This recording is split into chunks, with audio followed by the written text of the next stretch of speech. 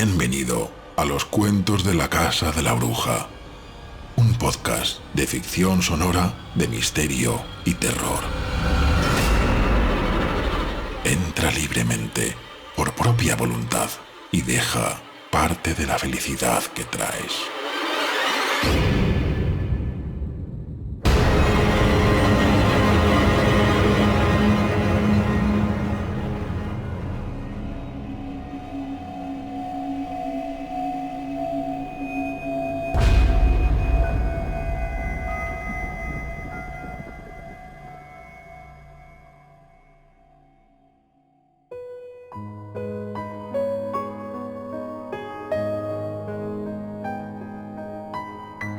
Los cuentos de la Casa de la Bruja presentan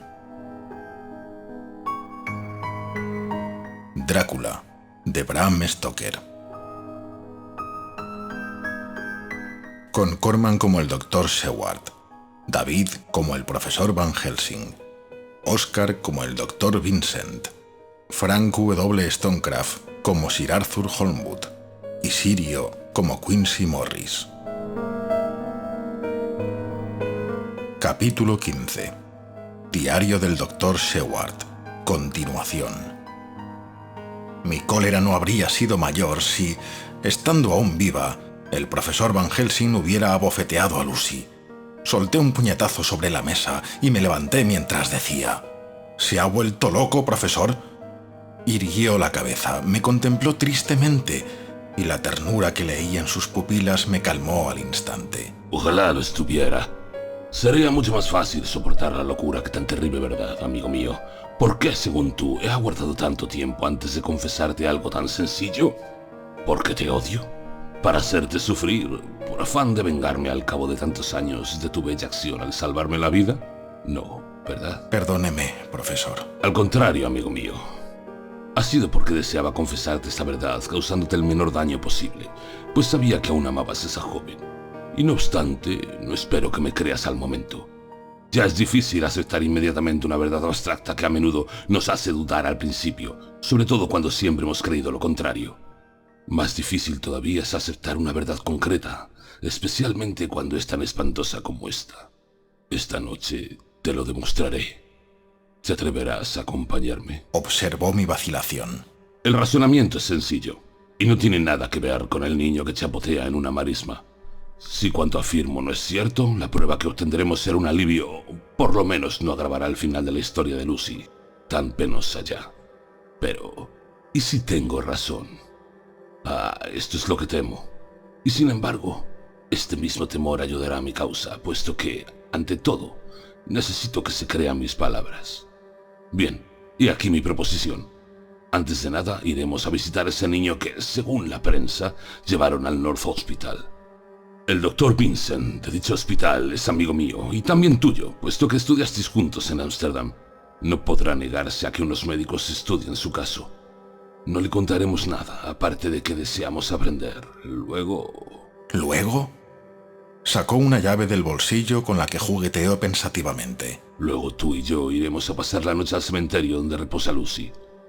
Y aquí la llave de su sepulcro. El sepulturero me la entregó para que se remitiera a Arsur. Ante la idea de la nueva y terrible prueba que nos aguardaba, sentí que me abandonaban las fuerzas. Sin embargo, necesitaba mostrarme valeroso y declaré que debíamos apresurarnos, pues se hacía tarde. Encontramos al niño despierto. Había dormido y comido algo, y su estado general era satisfactorio. El Dr. Vincent le quitó el vendaje del cuello para enseñarnos las 2 incisiones.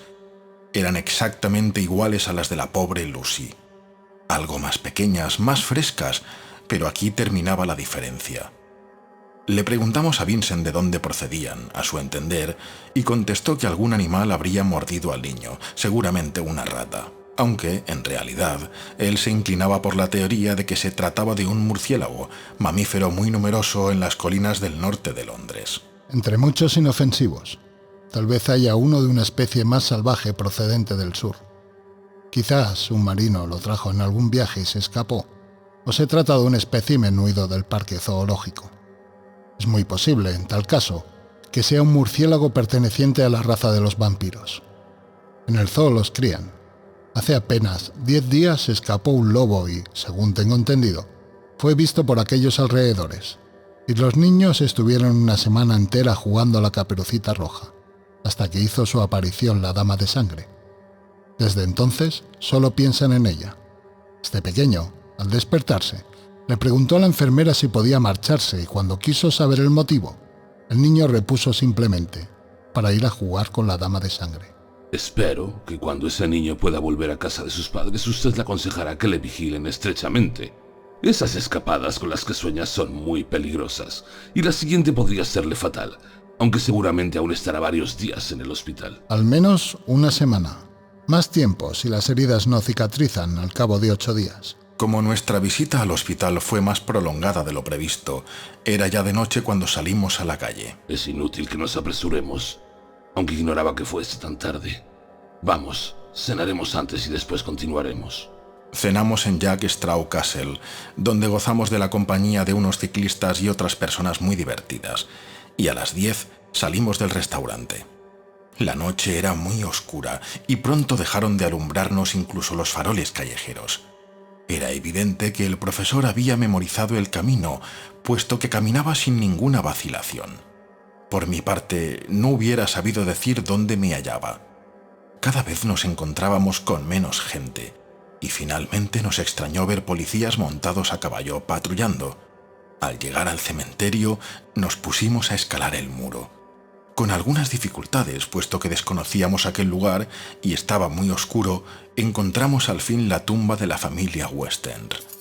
El profesor sacó la llave del bolsillo, abrió la rechinante puerta y, cortésmente, aunque sin duda de modo inconsciente, retrocedió un paso para dejarme entrar el primero.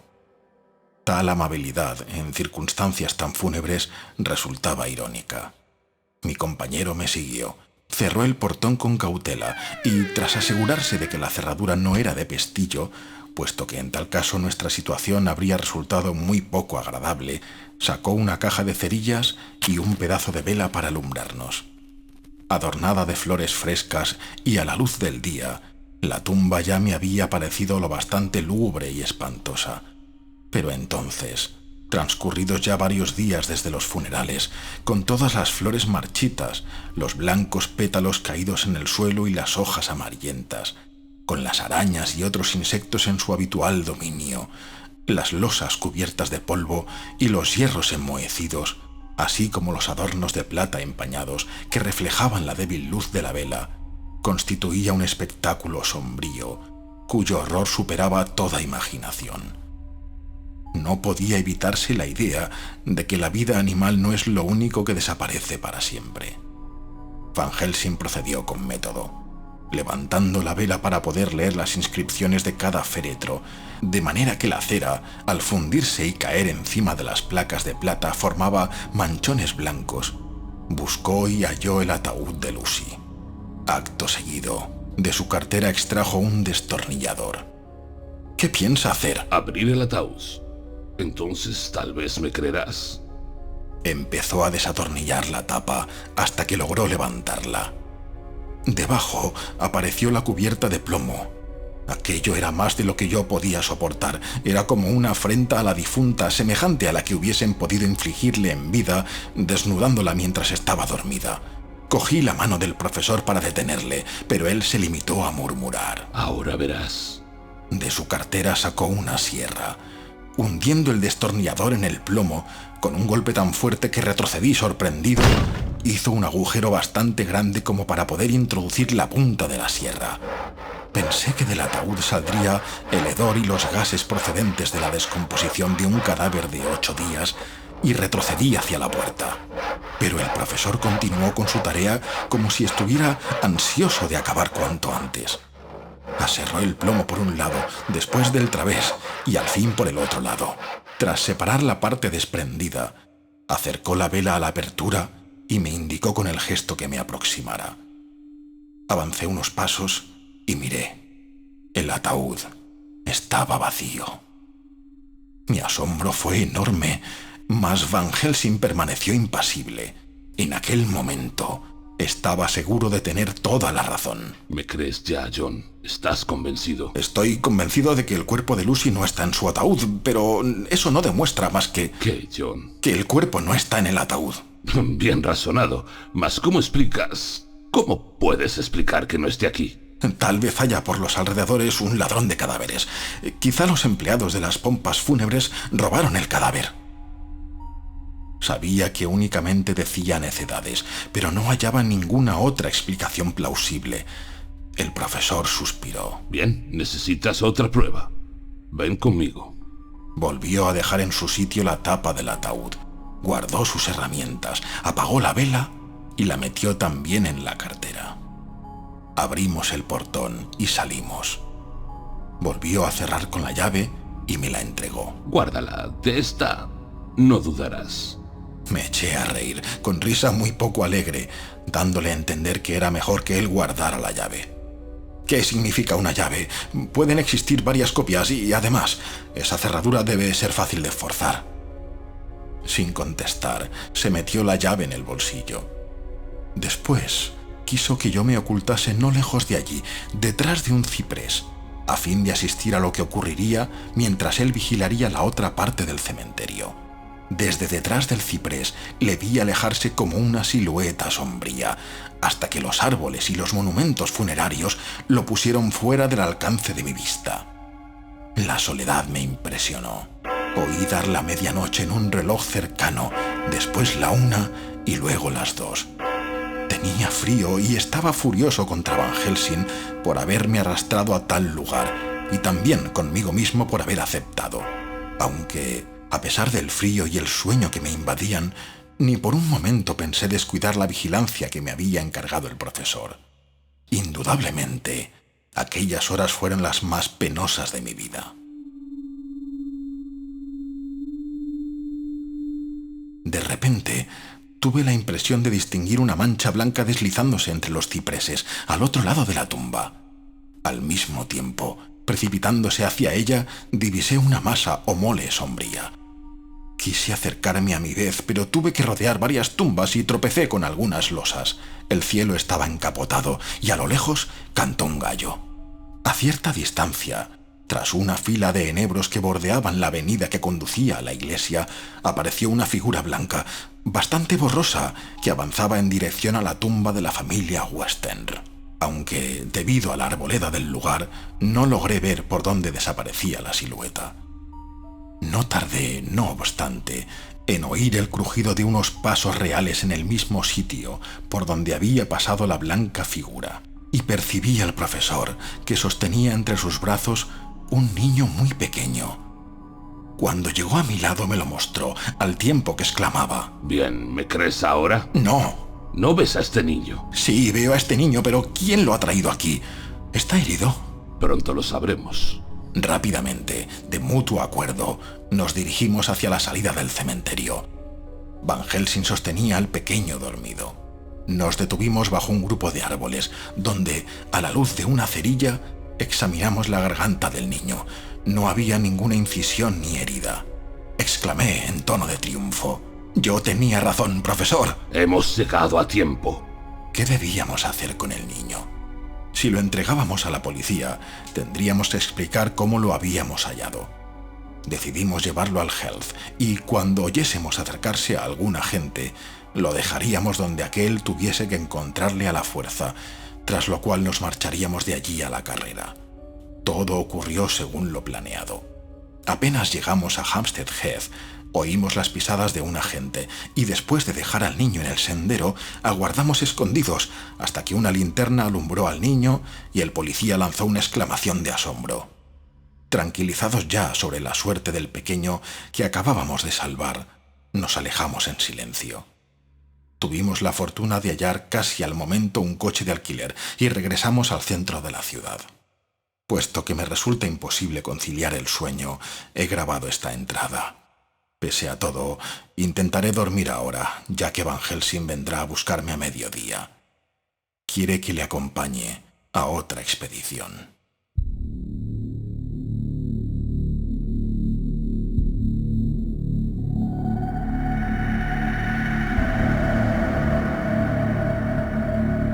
27 de septiembre. Eran más de las 2 de la tarde cuando, al fin, nos arriesgamos a la segunda tentativa. El entierro, previsto para mediodía, ya había terminado y los rezagados habían franqueado lentamente la verja del cementerio, cuando, desde detrás del arbusto que nos servía de refugio, vimos al sepulturero que cerraba la cancela con llave antes de marcharse. Sabíamos que a partir de aquel momento estaríamos seguros hasta la mañana siguiente, si así lo deseábamos. Pero el profesor me advirtió que, a lo sumo, necesitaríamos solo 1 hora. Como la víspera, experimenté la sensación de la horrible realidad de las cosas en que todo esfuerzo de la imaginación parecía vano, y me daba cuenta de que, al llevar a cabo esta sacrílega tarea, me exponía a las iras de la ley. Además, estaba convencido de la inutilidad de todo aquello. Si había sido ya abominable abrir un féretro de plomo para ver si un cadáver estaba realmente muerto, era una verdadera locura querer entrar de nuevo en la tumba, cuando sabíamos que el ataúd estaba vacío. Sin embargo, me guardé de expresar mis pensamientos, porque cuando Van Helsing se obstinaba en una idea, era imposible hacerle desistir de la misma. Sacó la llave, abrió la puerta y, como la víspera, se apartó cortésmente para cederme el paso. El triste recinto no resultaba tan lúgubre como la noche anterior. De todas formas, qué aspecto tan desolador le confería el rayo de sol que penetraba por la puerta entreabierta. Van Helsing se acercó al féretro de Lucy y yo le imité. Inclinándose, retiró de nuevo la parte aserrada de la tapa. Una fuerte impresión de asombro y de horror se apoderó de mí. Lucy se hallaba dentro del ataúd, exactamente igual a como la habíamos visto el día de su entierro, y, cosa extraña, con una belleza mucho más radiante que entonces. Apenas pude creer que estuviese muerta. Los labios eran tan rojos, mejor dicho, más rojos que en vida, y sus mejillas estaban delicadamente coloreadas. Pregunté a Van Helsing: ¿se trata de magia? ¿Estás ya convencido? Con la mano me señaló a la difunta. Después, con un gesto que me estremeció, le entreabrió los labios y me enseñó sus encías y sus blancos dientes. Fíjate, son más afilados. Con estos dientes mordió a los niños. Ya no es posible que dudes, querido John. Quise rechazar lo que parecía imposible, así que, en un intento por contradecirle del que enseguida me avergoncé, dije: tal vez han devuelto el cadáver la noche pasada. ¿Sí? ¿Quién, por favor? ¿Quién o quiénes lo ignoro, pero alguien la ha colocado de nuevo en el ataúd. Y sin embargo lleva muerta 1 semana. En ese tiempo casi todos los cadáveres presentan otro aspecto. A estas palabras no supe qué responder. Sin embargo, Van Helsing no pareció reparar en mi silencio, o al menos no manifestó ni disgusto ni satisfacción. Estudió atentamente el semblante de la muerta, levantó sus párpados, examinó sus pupilas y volvió a entreabrir sus labios para contemplar los dientes. Después se volvió hacia mí. Sin embargo, existe una diferencia con otros casos. Nos hallamos ante un desdoblamiento de la vida, cosa que se ve muy pocas veces. Esta joven fue mordida por el vampiro en estado de hipnotismo, de sonambulismo. ¿Te sorprendes? Ah, sí, tú lo ignorabas, mi querido John. Te lo contaré más tarde. Y estando siempre en estado de hipnotismo, el vampiro seguía chupándole la sangre. Murió en estado de trance, y en estado de trance se convirtió en no muerta. Por esto no se parece a los demás. Ordinariamente, cuando los no muertos duermen en su casa. Con el ademán me indicó que el hogar de los vampiros siempre, o casi siempre, es un cementerio o una tumba. Su semblante revela lo que son, pero tan dulce antes de que Lucy se convirtiese en no muerta, solo vuelve a la nada del muerto común. En ella no hay nada maligno, y por esto me resulta tan espantoso matarla mientras duerme. La sangre se heló en mis venas y comprendí que empezaba a aceptar las teorías de Van Helsing. Si Lucy ya estaba realmente muerta, ¿por qué me estremecí ante la idea de matarla? El profesor levantó la mirada hacia mí, observando mi cambio de ideas. ¿Me crees ya? No del todo. Sí, deseo aceptar su teoría, pero también necesito reflexionar. ¿Qué hará usted? Cortarle la cabeza y llenar su boca de ajos. Después le hundiré una estaca en el pecho. Me estremecí otra vez ante la idea de mutilar de esta forma el cadáver de la mujer que yo tanto había amado. De todas maneras, mi emoción no era tan terrible como había esperado. Empezaba a sentir escalofríos ante la presencia de aquel ser, de aquella no muerta, como la llamaba Van Helsing, que ya era para mí algo execrable. ¿Es posible que el amor sea totalmente objetivo o totalmente subjetivo? Transcurrieron unos minutos interminables antes de que Van Helsing pusiera manos a la obra. De repente, saliendo de su ensimismamiento, cerró su cartera con un golpe seco. He estado reflexionando y he decidido qué será lo mejor. De seguir mis impulsos ejecutaría inmediatamente, sí, ahora mismo, tan triste tarea. Pero hemos de pensar en las consecuencias que pueden acarrearnos 1000 dificultades. Es evidente que Lucy todavía no ha matado a nadie, aunque sin duda esto no sea más que cuestión de tiempo. Si actuase ahora la pondría instantáneamente fuera de todo peligro. Pero por otra parte, quizá más adelante necesitemos a Arthur. ¿Y cómo podríamos contarle esto?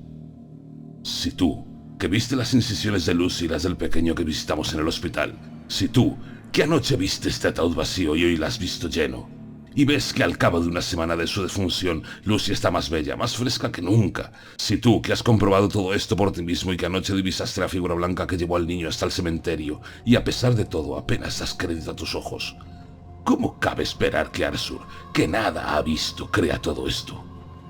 Ya receló cuando le impedí besar a esta joven en el momento de su muerte. Perdonó porque cree que le impedí despedirse de su amada a causa de una idea equivocada. Ahora tal vez creyese que hemos enterrado a Lucy en vida y que por una equivocación nuestra ha muerto ahora. Afirmará que estamos equivocados de cabo a rabo y que la hemos asesinado a fuerza de querer tener razón.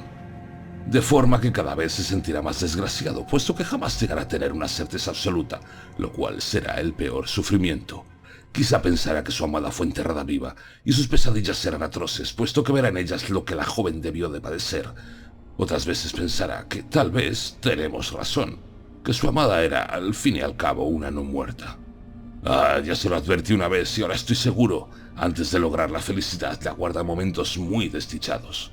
El pobre muchacho vivirá la peor hora de su existencia, pero después nosotros podremos obrar de forma que, hasta la hora de su muerte, conozca la tranquilidad de espíritu. Bien, vámonos. Tú vuelve a cuidar a tus enfermos. Yo pasaré la noche en este cementerio. Y mañana por la noche, a las 10, ve a buscarme al Hotel Berkeley. Le escribiré una nota a Arthur para que venga, lo mismo que al joven americano que dio su sangre por Lucy. A todos nos incumbe esta espantosa tarea. Te acompañaré hasta Piccadilly, donde cenaremos, puesto que deseo estar aquí de regreso antes de que caiga la noche. Cerramos la tumba con llave. Nos dirigimos hacia la tapia del cementerio, la escalamos y emprendimos el camino de Piccadilly.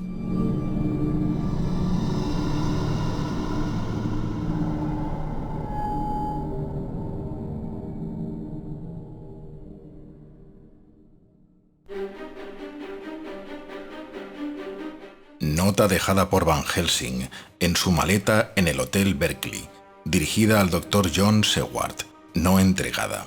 27 de septiembre. Mi querido John, escribo para ti estas líneas por si acaso me ocurriese algún percance antes de volver a vernos. Regreso al cementerio para vigilar. Mi intención es que la no muerta no pueda abandonar su ataúd esta noche para que mañana sea mayor su afán por salir. Por tanto, ataré a la puerta del sepulcro todo lo que la no muerta detesta, los ajos y un crucifijo, lo cual bastará para mantenerla quieta. Lucy es una no muerta reciente y no se resistirá. Además, los ajos y el crucifijo le impedirán salir, pero no sentiré el afán de ir en busca de su alimento. Estaré allí la noche entera, desde la puesta de sol hasta el amanecer, de modo que observaré todo lo que ocurra.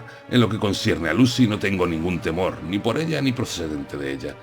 Pero en cuanto al que le ha convertido en no muerta, tiene ahora el poder de encontrar su tumba y refugiarse en ella.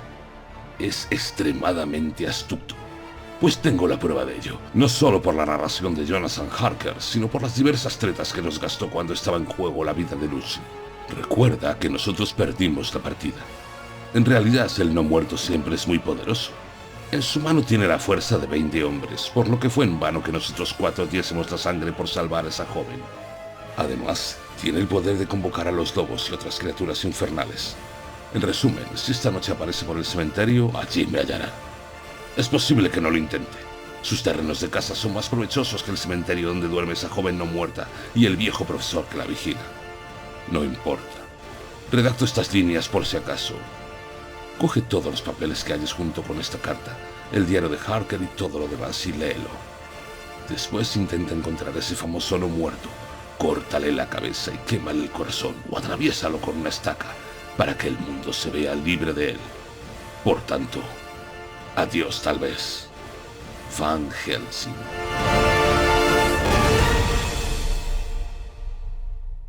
Diario del Dr. Seward, 28 de septiembre. Una noche de sueño resulta un bienestar increíble. Ayer casi acepté las monstruosas teorías de Van Helsing. Hoy me parecen un ultraje al sentido común. No dudo de que él cree ciegamente en tales teorías, pero me pregunto si no tendrá el cerebro un poco trastornado. Y, sin embargo, tiene que existir una explicación racional a estos hechos tan misteriosos en apariencia. ¿Es posible que todo sea obra del propio profesor? Posee una inteligencia tan extraordinaria que, si alguna vez perdiera la cabeza, cumpliría sus designios con una obstinación que nada ni nadie podría torcer. Esta idea me disgusta, pero qué asombroso sería descubrir que Van Helsing está loco. De todos modos, le observaré atentamente. Es preciso que obtenga alguna luz en este misterio.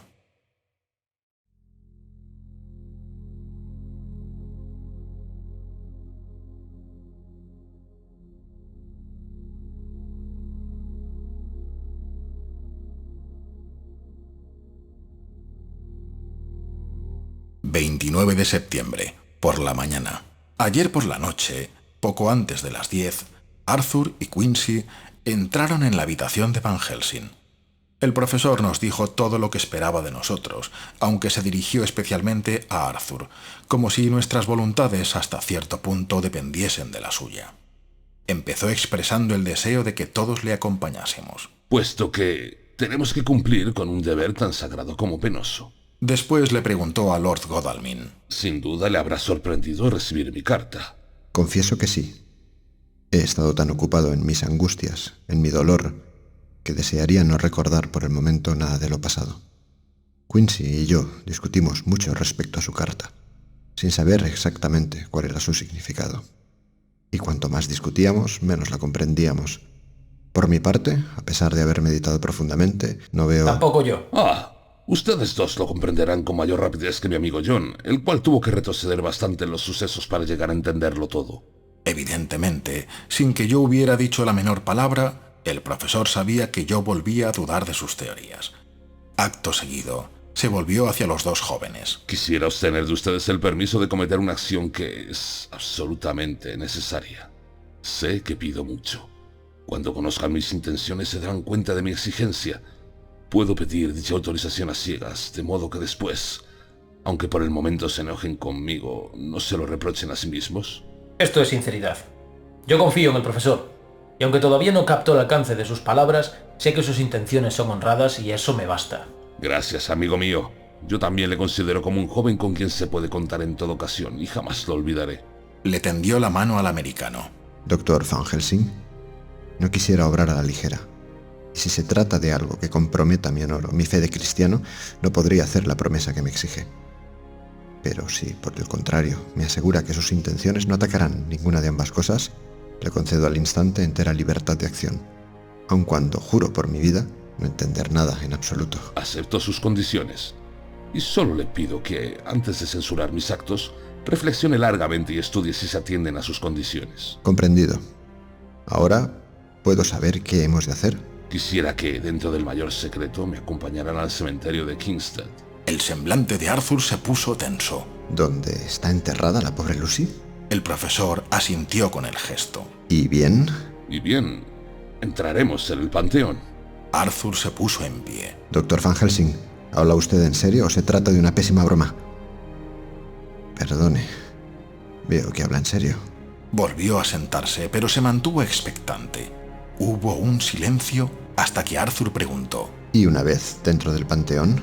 Abriremos el féretro. Esto es demasiado. Estoy dispuesto a ser paciente cuando se trate de algo razonable, pero esta profanación de la tumba de un ser Si que... pudiese ahorrarle una sola emoción, mi pobre amigo, Dios sabe bien que lo haría. Pero esta noche tenemos que caminar por un sendero de espinos. De lo contrario, más tarde, durante toda la eternidad, la que usted ama tendrá que recorrer caminos de fuego. Con el semblante lívido, Arthur levantó la vista y la clavó en Van Helsing. Cuidado, caballero. Cuidado. Quizás sería mejor que lo supieran todo. Al fin y al cabo conocerían de este modo mis intenciones. ¿Quieren saberlo? Lo creo justo. Van Helsing estuvo silencioso un momento y continuó con voz velada por la emoción. Lucy falleció. Todos lo sabemos, ¿verdad? En cuyo caso nada puede inquietarla. Pero si no estuviese muerta... Dios mío, ¿qué significan esas palabras? ¿Fue enterrada viva? No he dicho que viviese, amigo mío, ni lo pienso. He dicho simplemente que podría ser una no muerta. No muerta, no viva. ¿Qué significa todo esto? Existen misterios que el espíritu solo entrevé y que con el paso de los siglos solo han podido resolverse en parte. Créame, nos hallamos en presencia de uno de esos misterios, pero aún no he terminado. ¿Puedo cortarle la cabeza a Lucy? No, por todos los santos. Jamás consentiré que se mutile su cadáver. Doctor Van Helsing, me somete usted a una prueba incalificable, que supera todos los límites de la tolerancia. ¿Qué he hecho yo para ser torturado de este modo? ¿Qué hizo aquella dulce y bella criatura para que usted desee profanar su tumba? ¿Está loco para proferir semejantes palabras? ¿O estoy yo loco al escucharlas? Bien, no consiento tamaño ultraje contra Lucy. Mi deber es protegerla, y Dios es testigo de que cumpliré con esta obligación. Van Helsing abandonó el sillón donde había estado sentado y repuso gravemente: También yo, Lord Godalming, he de cumplir un deber. Un deber hacia otros, un deber hacia usted, un deber hacia la difunta. Por el momento solo le pido que me acompañe allá, con el fin de ver y oír. Si más tarde le dirijo la misma petición, y usted se accede a ella, entonces cumpliré mi deber, sea cual sea. Luego me pondré a su disposición para darle cuenta de todo. Su voz se quebró un instante, pero continuó en un tono compasivo: Pero le suplico, por favor, que no se enfade conmigo. A lo largo de mi existencia he tenido que realizar a veces cosas desagradables, ingratas que incluso me desgarraban el corazón. Pues bien, jamás tuve que cumplir un deber tan doloroso como este. Si llega un día en que sus sentimientos hacia mí cambian, una sola mirada de usted bastará para disipar hasta el recuerdo de esta hora triste porque, créame, haré todo cuanto esté en mi mano para ahorrarle sufrimientos. Piénselo, ¿por qué me afanaría yo tanto? ¿Por qué sufrir tantos quebraderos de cabeza, tantas inquietudes? Vine de Holanda para cuidar a una enferma. Primero, solamente por amistad hacia John. Después puse toda mi ciencia y mi buena voluntad al servicio de una joven que poco a poco llegó a inspirarme un verdadero afecto. Le di, y casi me avergüenza recordarlo, a pesar de la emoción que experimento, diría casi la ternura, mi propia sangre, como ustedes le dieron también la suya. Sí, yo, que no era su prometido como usted, Lord Godalming, le di mi propia sangre, a pesar de ser solamente su médico y su amigo. Le consagré días enteros, noches enteras, no solo antes de su muerte, sino también después. Y si mi propia muerte pudiese endulzar su triste destino, siendo como es una muerta no muerta, moriría gustoso por ella. Había en su acento tanta comprensión, tanto orgullo, que Arthur quedó hondamente emocionado. Tomó la mano de Van Helsing y murmuró con voz quebrada: Oh, qué difícil resulta entender todo esto. Sin embargo, le acompañaré al cementerio y ya veremos.